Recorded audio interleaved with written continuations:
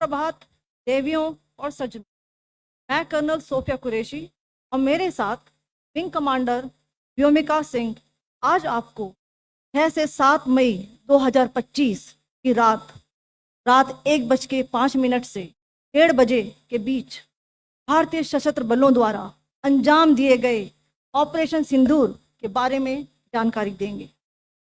Operation सिंदूर 22 अप्रैल को पहलगाम में हुए विभत्स आतंकवादी हमले के शिकार मासूम नागरिकों व उनके परिवारों को न्याय देने के लिए लॉन्च किया गया था।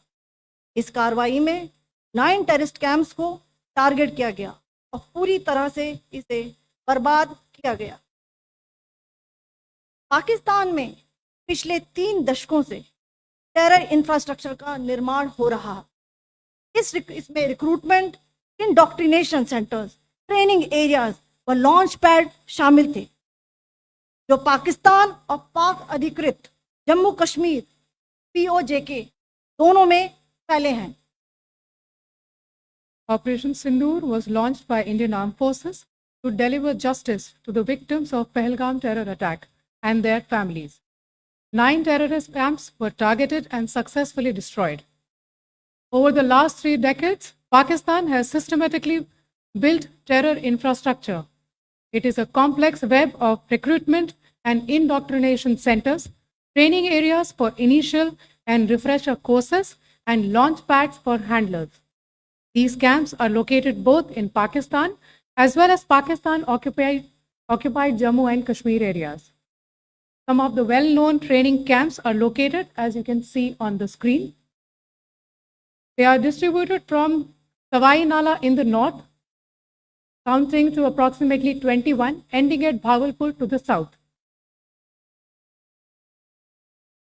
इन लक्ष्यों का चयन विश्वसनीय इंटेलिजेंस सूचनाओं के आधार पर हुआ ताकि आतंक गतिविधियों की रीढ़ तोड़ी जा सके, और यह खास ध्यान दिया गया कि निर्दोष नागरिकों और सिविलियन इंस्टॉलेशन को नुकसान न पहुंचे। The selection of these targets for Operation Sindoor was based on credible intelligence inputs and role of these facilities in perpetrating the terror activities. The locations were so selected to avoid damage to civilian infrastructures and loss of any civilian lives. This was done with due diligence, and the camps selected for targeting and their engagement will now be shown to you one by one. POJK के targets मैं आपको बताना चाहूंगी। सबसे पहले सवाई नाला camp Muzaffarabad, जो कि POJK के लाइन ऑफ कंट्रोल से 30 किलोमीटर दूर है। यह एक लश्कर तोयबा का ट्रेनिंग सेंटर था।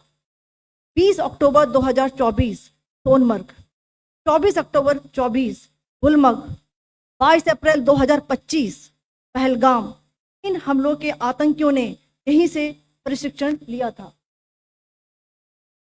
सैयदना बिलाल कैंप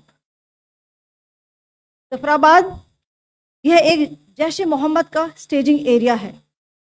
यह हथियार, विस्फोटक और जंगल सर्वाइवल ट्रेनिंग का केंद्र भी था। गुलपुर कैंप कोटली, यह LOC से 30 किलोमीटर दूर था। लश्कर तोयबा का बेस था, जो रजौरी पुंछ में सक्रिय था।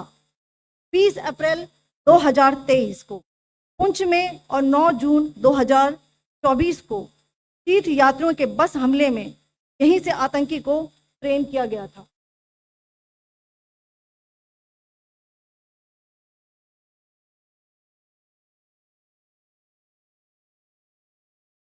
बरनाला कैंप भिम्बर, ये LOC से 9 किलोमीटर दूर है। यहाँ पर हथियार, हैंडलिंग, IED व जंगल सर्वाइवल का प्रशिक्षण केंद्र था। अब्बास कैंप कोटली,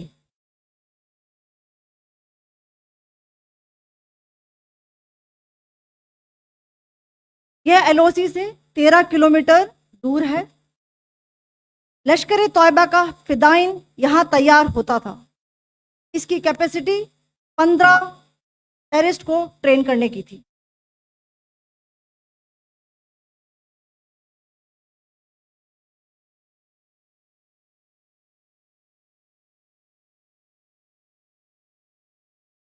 अब मैं पाकिस्तान के अंदर के टारगेट से अवगत कराना चाहूंगी। पहला, सर्जिकल कैंप सियालकोट। यह अंतर्राष्ट्रीय सीमा से 6 किलोमीटर की दूरी पर है, सांबा कटवा के सामने।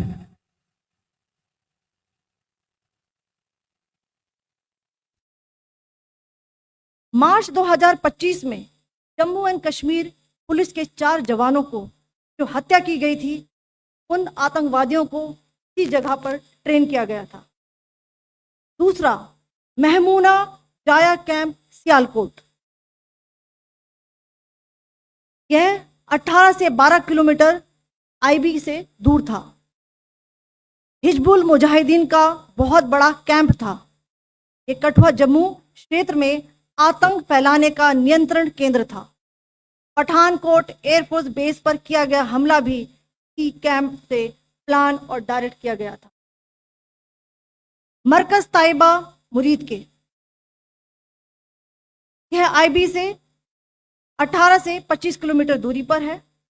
2008 के मुंबई हमले के आतंकी भी यहीं से प्रशिक्षित हुए थे। अजमल कसब और डेविड हेडली भी यहां ट्रेन हुए थे।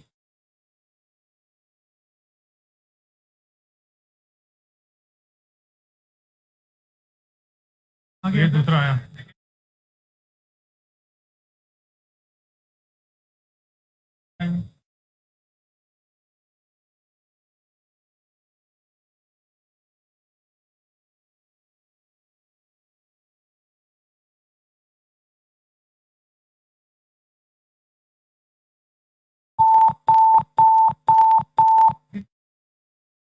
Enclosure same ही है। Just hit the target.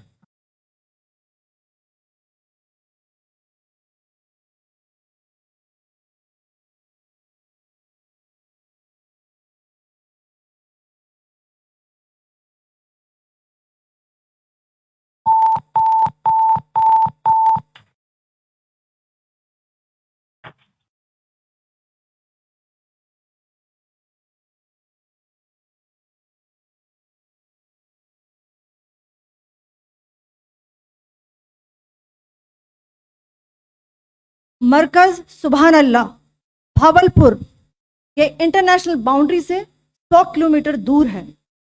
Jaish ए मोहम्मद का मुख्यालय था। यहाँ पर रिक्रूटमेंट, ट्रेनिंग व इंडोक्ट्रिनेशन का केंद्र भी था। शीर्ष आतंकी अक्सर यहाँ आते थे। मैं आप सबको बताना चाहती हूँ कि किसी भी सैन्य ठिकाने का निशाना नहीं बनाया गया और अभी तक किसी तरह की नागरिक क्षति की रिपोर्ट नहीं है। धन्यवाद। जय हिंद।